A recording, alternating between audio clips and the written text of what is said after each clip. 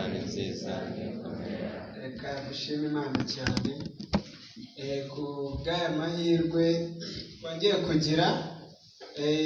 Ni umugisha ukomeye cyane, kuko mu kubara ndatekereza ari igice cyabo cya 6 ku murongo wa 24, Uwiteka abwira Mose atubwire Aroni n'urubyaro rwe atakoba ariko mujya musabira Isirayeli umugisha. Yarababwiye ngo mujye mubabwira ati Uwiteka aguha umugisha kurindi.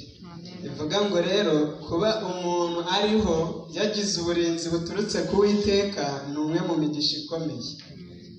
Aka kanya rero turanezerewe cyane kubw'iyi gahunda nziza. Ndagira ngo twatangiye ari n'abashyitsi barimo, ariko njye nababonye aho bari ndabakiriye, nta nubwo mbahagurukishe. Burya rero cyane ko turi kumwe n'umushyitsi, navuga kuri njye ukomeye cyane. Ndi kumwe n'umuyobozi wanjye mu ishuri, ariko aho hari abo kubahwa bajye bubahana, niyiyumve mu ikaze. Hari impamvu ibinteye, kubera ko nigeze nganira n'umuntu murarika, arambwira ati babe bataduhagurutse. Ambwira ati nanga kujya ahantu ariko bakansaba guhaguruka. Kubw'ibyo rero hari iby'abantu tuba tugiye duhuriyeho. Ndatekereza ko abashimye Imana n'abatashimye nabo hari byinshi bashimira Imana. Ubwo rero kubw'ibyo natwe ndahamya nashidikanya yuko yari umwanya mwiza wo gushima Imana. Amazina ni yayandi, Nineretse Imana Etienne, ndi umurezi wabihereye hasi. Kubw'ibyo rero hari bikeya mwabonye, twe twari twarabonye byinshi, kuko Berite yavuze ntiyari ubwo umwana yazaga amubwira ati mfite ikibazo. Barakuze uwo hasi we hari n'igihe yazaga akubwira ngo ikibazo mwarimu mugenzi wanjye arandebye, kubwira ati ngiye mfite ikibazo yuko ngewe uyu nguyu ari kundeba. Ubwo rero icyo uri mwarimu uba ugomba kugikemura, siko bimeze? Ndagira ngo rero kubw'ibyo tugiye kwigana amagambo afite umutwe uvuga ngo inzira y'abacunguwe. Inzira y'abacunguwe. Ahari se wenda hari ubwo bijya bigora iyo umuntu ari bwigisha icyigisho kiri buhite kirangira, kuko byibuze iyo arivuna hari ubwo ushobora gucumbika ariko ukazakomerezaho. Ariko kuko aba ari umunsi umwe, muranyihanganira tugisoze. Gusa ubanza njya ngira amagambo menshi, kubera ko umunsi wa mbere nahagaze mbere y'iteraniro nigisha nafite imyaka nka 11. Ariko kuri iyo myaka ni muri bwa buryo habanza umwana mutoya hagaherutsa undi mwigisha. Icyo gihe na pasiteri w'intara yari apanzwe kuri gahunda, ariko biba ngombwa ko isaha zitaragera agira ahandi aba atumiwe. Icyo gihe umukuru w'itorero twari kumwe muri gahunda yaramajije ni ko byibuze ari iminota 30 urayigisha, nanjye ndayigisha. Ariko guhakana se? Ariko ndibaze se mu mutima nangira kumva mfite ikibazo. Mbona amasomo nateguye arangiye na 15 itaragera. Ahari nibuka ko nagiye mbwira umuntu nari nasabye kumfasha mu gusoma, amubwira ni soma no muri Matayo 1:5 wenda nanazi nuko havuga. Akasoma nyarangiye ni yego, soma nangaha nakasoma, kugira ngo ndebe yuko ya minota yagenze ute, ariko yararangiye. Kubw'ibyo rero na n'uyu mwanya ntabwo njya nkunda kwigisha ngiye nyine, kandi hari niba ari mu kubwiriza.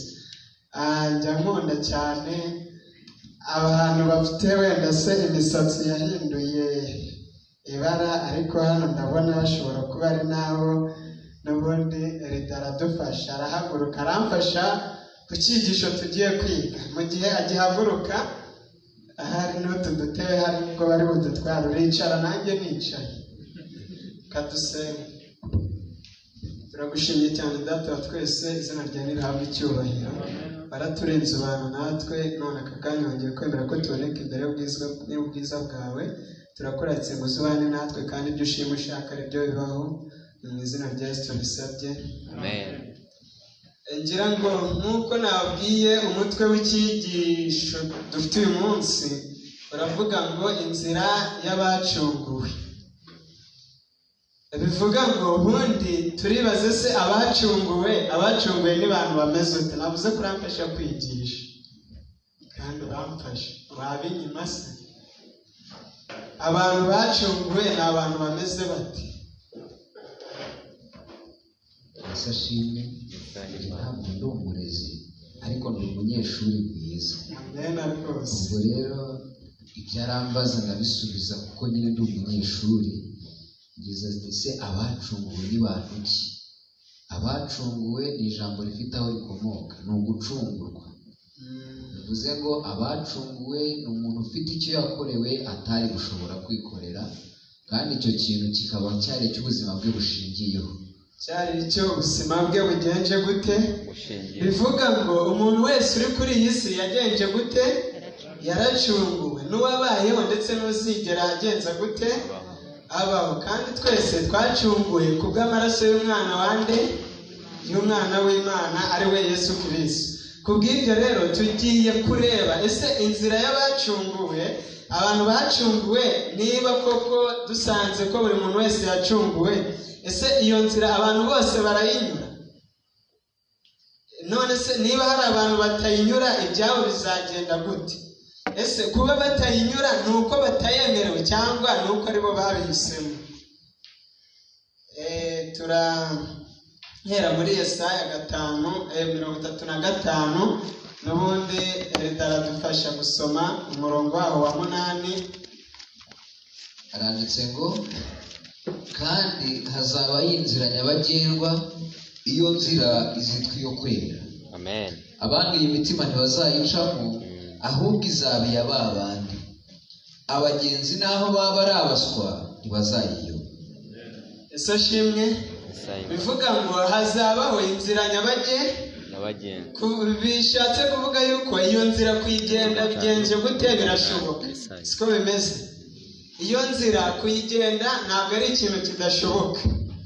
Hari umuntu twaganiriye arambwira ati nigeze njya Igicumbi, ati kuko nari mageze bwa mbere ngombwa ko nembera aba hafi kugira ngo ze kuhamenya, ariko ati naje kwisanga ahantu bishobora kuba ari aho wenda se abasirikari bakambitse, reka mbivuge gutyo. Ati mbona ahantu handitse ngo hano hagendwa n'abahatuye gusa. Bivuga ngo ubwo utahatuye kuhagenda ntabwo bigenje gute? Ariko iyi nzira y'abacunguweyo ni inzira nyabagendwa. Siko bimeze? Itangiriro 35 umurongo wa 22. Turebe ubundi inkomoko y'iyi nzira, cyangwa se abantu bagombaga kuba batera intambwe bwa mbere muri iyi nzira, bityo bakazayobora n'abandi muri iyo nzira. Twumve ku bahungu ba Yakobo bimeze biti. 35 umurongo wa 22. Yego. Aranditse ngo, kandi Isirayeli agituye muri icyo gihugu, Rubeni aragenda asambana na Biruha inshoreke ya se. Isirayeli arabimenya. Turakomeza tugeze 29. Bivuga ngo ahangaha mumfashe dukurikire, kuko bagiye kutwereka abana ba Yakobo. Harya Yakobo yabyaye abana bangahe? Abana 10 na bangahe? Na babiri. Abivuze 12. Numvishe babivuga 12. Hari abemeza 13. Abandi ngo niba bazi Yakobo yabyaye abahungu 12. Cyabikoze na Dina yaruwe, kubera yuko abakobwa batabarwaga, niyo mpamvu adakunda kugaragara muri abo 12. kandi yababyaye ku bagore bane. Reka twumve batandatu yabyaye ku mugore wa mbere. Abahungu ba Yakobo bari 12. Abareya ni Rubeni imfura ya Yakobo, na Simiyoni na Lewi na Yuda na Isakari na Zebuluni. Abarasheri bivuga ngo abareya bari bangahe ubwo? Bari batandatu. Mumfashe amazina tuze gukurikira kuko biraza kudusaba yuko ahari ndavuga ko buri zina rya buri muntu mu bana ba Yakobo twibuke yuko aribo bavuye n'imiryango 10 n'ingahe? 12 y'Abayisiraheli. Kandi abo ngabo 12 ni babandi Uwiteka yabwiye Mose ngo bandemere ubuturo bwera ngenze gute? Nure hagati muri bo. Bivuga mu buryo Uwiteka Imana yashakaga ko iyo miryango ituramo hari ubuturo bwera, aho Uwiteka yagombaga kuba atuye. Buri wese yagombaga kuba afite amahirwe angana na mugenzi we yo kugera hehe? Imiryango 3 yatuye mu majyaruguru, indi 3 itura mu majyepfo, 3 iburasirazuba, indi 3 iburengera. Iyi miryango 12 yose yari gusana Uwiteka agenje ate kugira ngo buri wese bafite amahirwe angana na mugenzi we yo kugera hehe. Ariko reka tuze kureba niba iyo nzira koko bose barayigenze. Abarasheri Yosefu na Benyamini. Ubwo Rasheli yabyaye 2, babaye bangahe? Ababiruha umuja wa Rasheli ni Dani na Nafutali. Bivuga ngo Dani na Nafutali nabo biyongera ku 8 bakaba bangahe? 10. Asigaye Abazirupa umuja wa Leya ni Gadi na Asheri. Abandi bakaba babaye bangahe? 12. Ariko nubwo twavuze ngo Yakobo yabyaye abana 12 uretse na Dina wari wa 13, Yakobo yakomeje kubyara. Siko bimeze. Ariko noneho Yakobo yabyaye mu bundi buryo, kubera ko Yakobo yari yarasezeraniwe umugisha, kandi uwo mugisha ukazagera no ku rubyaro rwe. Yifuje ko no kubuzukuru be umugisha wagenza gute? Wazabageraho.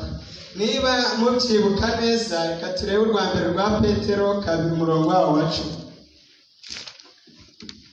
Urwa mbere rwa Petero 2:10. Ahari ushobora gusanga natwe turiho kubwira isezerano riboneka ahangaha mu rwa mbere rwa Petero 2:10. Aranditse ngo ariko mwebweho muri ubwoko bwatoranijwe, abatambyi b'ubwami, ishyanga ryera n'abantu Imana yaronse, kugira ngo mwamamaze ishimwe ry'abahamagaye, ikabakura mu mwijima ikabageza mu cyo wayo w'itangaza. Kera ntimwari ubwoko, ariko none muri ubwoko bw'Imana. Bivuga ngo kera ntimwari ubwoko, bishatse kuvuga ngo kera abandi Yakobo yabyaye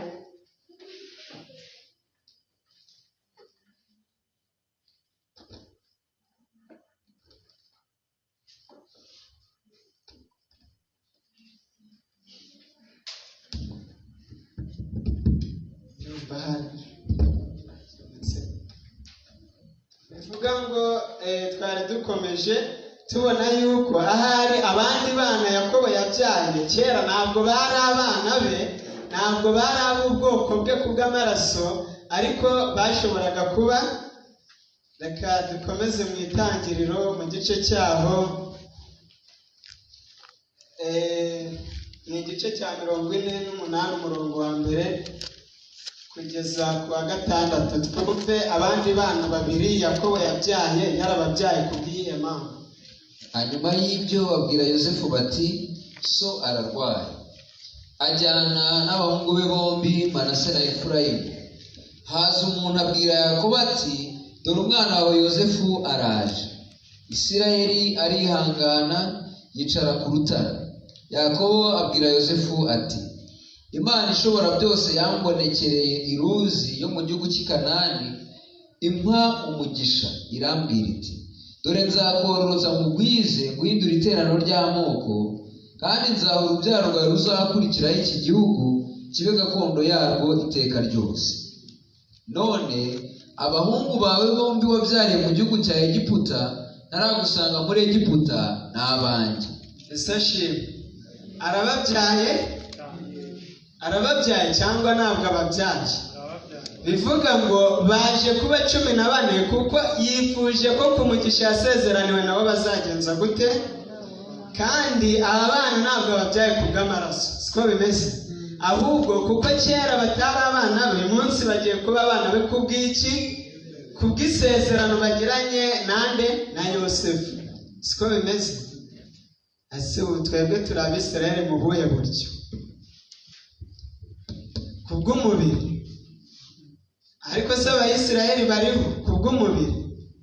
Natwe se twitwa Abayisirayeli? Bivuga ngo aba bana bamaze kuba 10 na bangahe? 14. Ariko inzira y'abacunguwe, dukomeze twibaze, ese iyi nzira aba bana bose uko ari 14 bazayigenda? Ibyahishuwe 7 umurongo waho ndatekereza turatangira nko ku murongo wa 5. Aranditse ngo ahari ndaza gusaba yuko hano tutari bujye dusoma buri murongo wose, kuko icyo turi bukenera ahangaha ni ukureba ese koko abana bose bagenze inzira kandi uru rugendo babashije kurugenda. Hari umutwe w'amagambo uvuga ngo Abayisirayeli bakiranutse bazagenza gute? Bazarokoka. Ubwo abatarakiranutse bizagenda gute? Ubwo bo ntibazagenza gute? Kandi Abayisirayeli twabonye ko ubwo ngubwo ari ya miryango 10 n'ingahe? Ariko si yindi ibiri kandi byaje kugenda uteragiye. Kandi twabonye ko bose bari urubyaro rwa Yakobo. Ubwo rero reka tubanze turebe se aba Bayisirayeli bakiranutse ni bande. Ndagira ngo ahari se wenda niba ngombwa umufashe ahangaha ku murongo wa 5 tugiye kureba noneho ba Bayisirayeli bakiranutse bazarokoka ari bande, turebe n'abatarakiranutse batazarokoka ari bande. Haranditse ngo abo mu muryango wa Yuda, bivuga ngo mu muryango wa Yuda bazagenza gute? Ese shimwe. Hakurikiraho Yuda kandi twasanze ko ari umwe mu bana bande? Abo mu muryango wa Rubeni nabo bazagenza gute?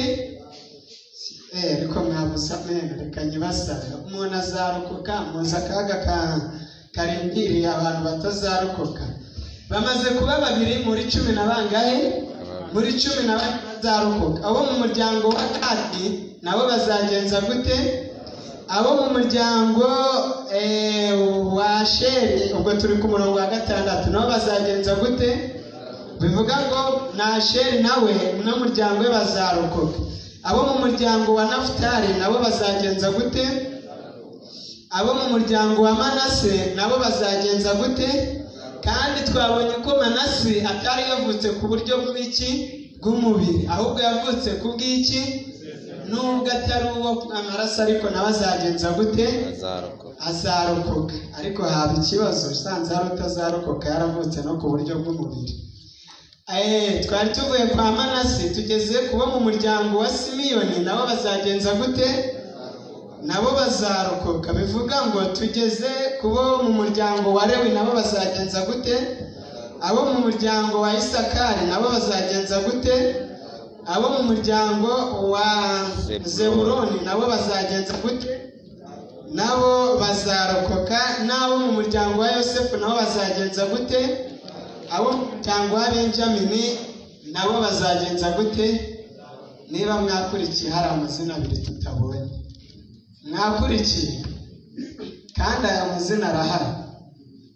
Nagira ngo ninde wamfashije gukurikira tukareba abantu batazarokoka.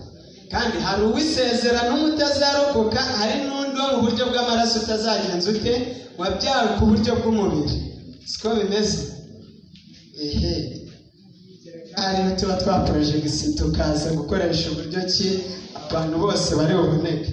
Katwirebe ikibazo gikomeye Dani ntazarokoka.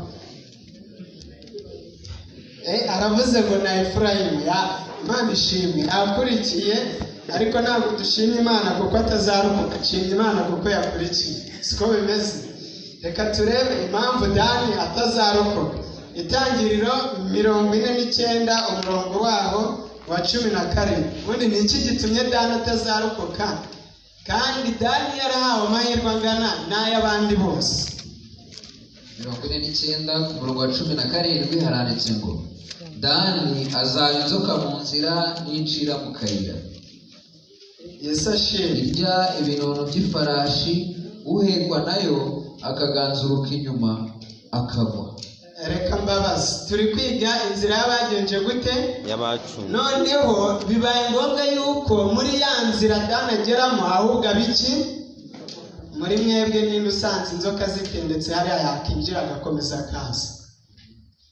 Ni bangahe bavuga ngo twebwe twazi tugakomeza tukagenda? Kandi noneho ngo iyo nzoka ngo irya ibinono by'ifarashi, abahetswe nayo bakagaranzuka bagwa hehe? Nta nubwo bishoboka ko bagaranzuka bagwamo imbere. Siko bimeze. Kuvuga ngo Dani yageze mu nzira, aho kugira ngo abe uyobora abandi muri iyo nzira, ahubwo ahagarara muri iyo nzira abiki? Abinzoka. Mu yandi magambo, yabujije abandi gukomeza iyo nzira, kandi n'abari bafite ubushake babuzwa nawe gukomeza iyo nzira. Kubw'ibyo Dani nazagenza ate? Reka nifashishe amagambo makeya ari mu gitabo cy'umugenzi. Abagifite ni kuri paje ya 78 hari amagambo atubwira ibya magambo.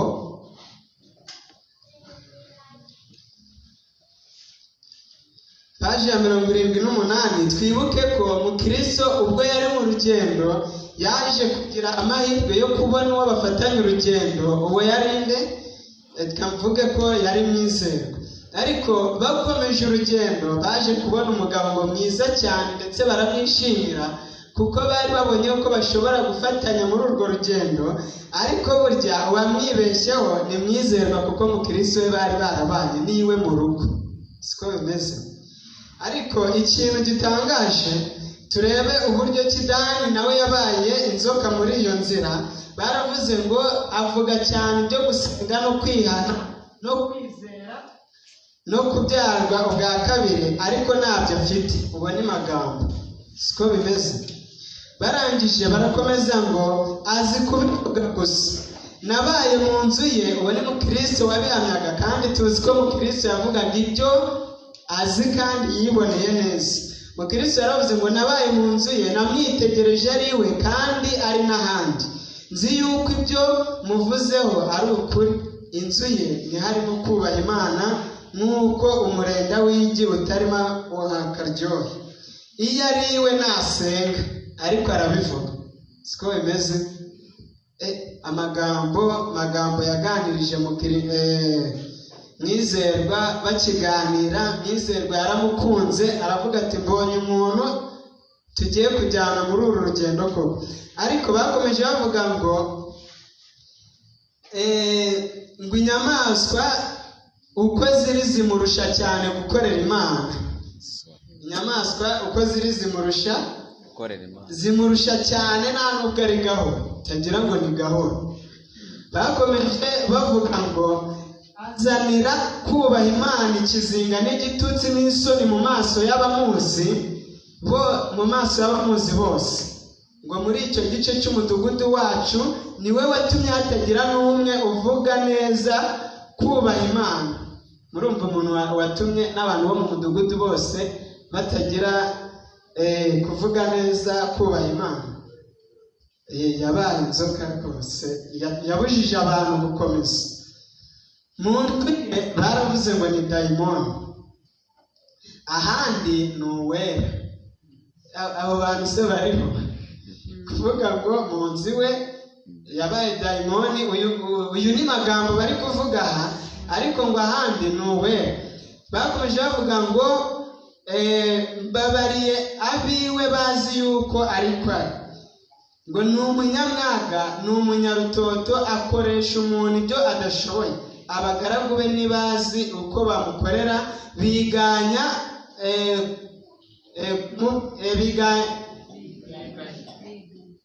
bagenza gute? Biganya kumubwira se?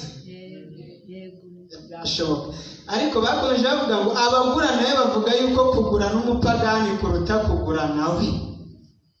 hari abantu bacuruza kandi ari abantu b'Imana, ari abantu bari muri uru rugendo, ariko ku buryo bagurisha kugeza n'ubwo n'abapagani bavuga naho kujya hariya nareba hano njya kugurira. Amagambo make ngiye gusoreza hano, aravuze ngo kuko umupagani nuko ari yagura neza kumurusha. Bivuga ngo umupagani aramutse agiye gucuruza, umunzani we yawushyira ku gipimo neza kurusha amagambo yo kuryoshya n'ibibi, ndetse azi ko nabyo ari n'ibibi. Umupagani ahari ntiyayakoresha nk'amagambo. Bakomeje amagambo sorejeho muri aka gatabo abagafite bazakomeza bakiga. Baravuze ngo amagambo yabibasha yanakuriganya akaguhenda. Niyo magambo bavuze. Bivuga ngo kubw'ibyo rero, kuko ahari yagize imico nk'iya Dani, uyu muntu kurokoka byagora. Kadukomeze turebe Efurayimu we byagenze. Kandi Dani yari umwana wa Yakobo yibyariye mu nda ye. Efurayimu yamubyaye kubw'iki? Kubw'isezerano. Hoseya 7:8. Ubundi Efurayimu we n'iki kizatuma atarokoka?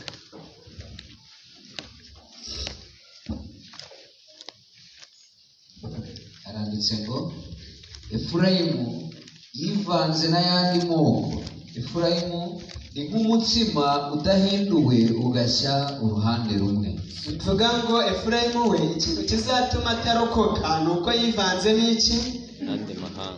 Mu yandi magambo kumutandukanya n'abandi n'abapagani n'ubundi biragoye, siko bimeze. Kandi mu gitabo cyo kugana Yesu baravuze ngo umupagani uramutse umwemereye kujya mu ijuru atarihana ibyaha bye, hari abasomye amagambo ngo yageraho bikagenda takishimira kugumya kubayo, ngo yanezezwa no kugaruka, kuko ngo ibyo abaho bakora yabona bihabanye n'ibyo wagenza gute. None Efurayimu wivanze n'andi mahanga, yasize umuryango yagombaga kubamo, ahubwo ajya gushaka abandi, ngo ameze nk'umutsima uhiye uruhande rumwe. Mu yandi magambo ikibazo nayo gikomeye afite no kumuvangura n'abandi biragoye. Ntabwo abaye umupagani ngo birangire, nta nubwo yemeye kunyura inzira abandi banyuramo. Nawe nazagenza gute?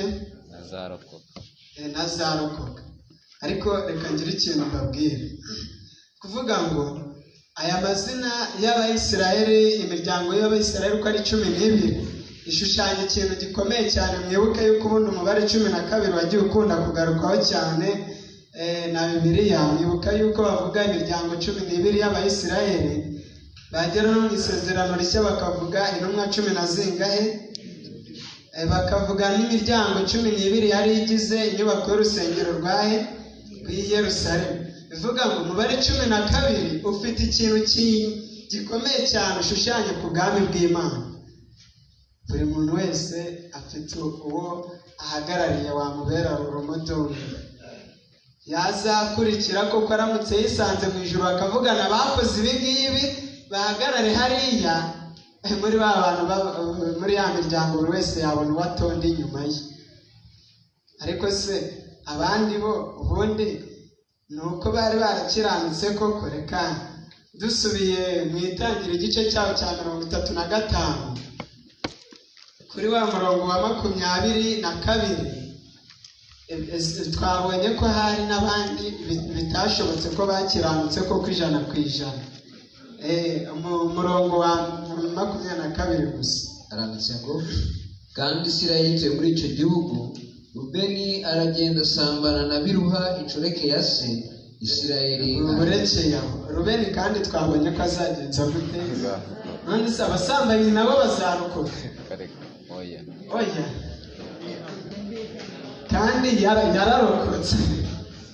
Bivuga ngo abasambanyi bihana, abo ngabo nabo bazagenza gute? Ariko ntabwo tubishishikarije, kuko hari amahirwe yagize. Bishoboka yuko hari uwaba nka Ananiya na Safira, ayo ngayo ntayagire. kandi tubona yuko hari n'abandi bari abariganya kandi mu mitima yabo ari indyarya. Niba mwibuka mu gice kibanziriza cya 35 natekereza mu gice cya 32 na 3, mwibuka yuko hari ikosa abashekemu, niba ari abashekemu bakoze ryo gukinda mushiki wabo Dina, barangiza benshi muri bo bagira umutima w'uburyarya kugira ngo bazabone uko bihorera abahungu ba Yakobo, ngo bakoresheje uburyo bwose barabaryarya, babasaba yuko bakebwa kugira ngo babe ubwoko bumwe bityo babone uburyo bazabana. Ariko byarangiye babanye, ahubwo ikintu bakoze ni ukugenda mu mudugudu wose barawurimbura. Abicanyi se nabo bazarokoka? N'abicanyi bihana nabo bazarokoka? Siko bimeze. Uyu munsi ijwi ry'Imana riraturarikira kugira ngo dutere ikirenge mu cya Kristo, kuko ahari bidusaba yuko hari igihe wagera muri iyo nzira warangiza ugahuriramo na Dani. Ariko urumva hari abantu barimo bari guhigima, sinzi n'abadani beza babaho. Siko bimeze se? Turi kwivugira Dani ijambo ry'Imana ryakoresheje, ariko kandi nawe twabonye yuko hari abahagarariye bazakandagiza ikirenge mu cye, ku buryo turamutse utondetse abana ba Yakobo bose hariya bakavuga ngo umuntu wese wagenze nk'uko Dani yagenze, ushobora gusanga na hano hari abakisanga bari ku murongo umwe na Dani. Ariko Imana ibiturinde. Nubwo muri iyo nzira bishoboka, Yohana igice cyaho cya 3 umurongo wa 14 hari amagambo avuga ngo, kandi nk'uko Mose yamanitse inzoka mu butayu, ngo niko umwana w'umuntu akwiriye kugenza gute. Twibuke yuko Abayisiraheli bari mu nzira bajya i Kanani, byabaye ngombwa yuko bagenda urugendo, bityo kubwo kwivovota ndetse n'imitima yabo yo kwinangira Imana biba ngombwa yuko itendeka cyangwa se iteza inzoka. Izo nzoka zarabariye ku buryo abantu benshi bapfiriye aho hantu. Ariko Uwiteka Imana isaba Mose kugira ngo akore inzoka y'umuringa ayimanike ku giti kugira ngo abayireba bagenze gute. Umuntu wese warebye kuri iyo nzoka yagenje gute, ariko wabikerenceje arya yarapfaga. Baratubwiye ngo uwo murongo nk'uko Mose yamanitse inzoka hehe, niko umwana w'umuntu akwiriye kugenza gute, kumanika. Uwo nguwo bavuga ninde? Yesu. Twebwe twese turarikirwa kureba kuri Kristo, kuko kureba ku mukuru w'itorero cyangwa se ku mudiyakoni cyangwa undi muntu wese ahari ushobora gusanga yarakubereye inzoka mu nzira. Kubw'ibyo rero nta rwitwazo ufite, kuko ntabwo ukirarikirwa kureba kuri runaka, ahubwo urarikirwa kureba aho Abayisiraheli barebaga bakagenza gute. Aho ni kuri Yesu Kristo. Amen. Muri uyu mwanya ndasaba kugira ngo buri wese atere intambwe kugira ngo arokore ubugingo bwe. Birashoboka yuko iri jwi ryaba ari naryo rya nyuma, siko bimeze? Atari uko tuvuga ko iminsi ahari isi yagenewe irangiye, kuko buri muntu ntawamenya n'uko agenda. Bishoboka yuko nabo turi kumwe aka kanya mu kanya twaba tutari kumwe. Ariko uyu mwanya nk'uko abasambanyi bahawe amahirwe kandi bakarokoka, abicanyi nabo bikagenda utyo n'indyarya n'abakoze ibindi tutarondoye, uyu mwanya natwe tugiriwe ayo mahirwe. Kandi buri wese wemera kureba kuri Kristo ateze ibiganza kugira ngo amwakire. Nicyo nabasabira, nanjye nisabira kugira ngo dutere intambwe tumusange mu izina rya Yesu.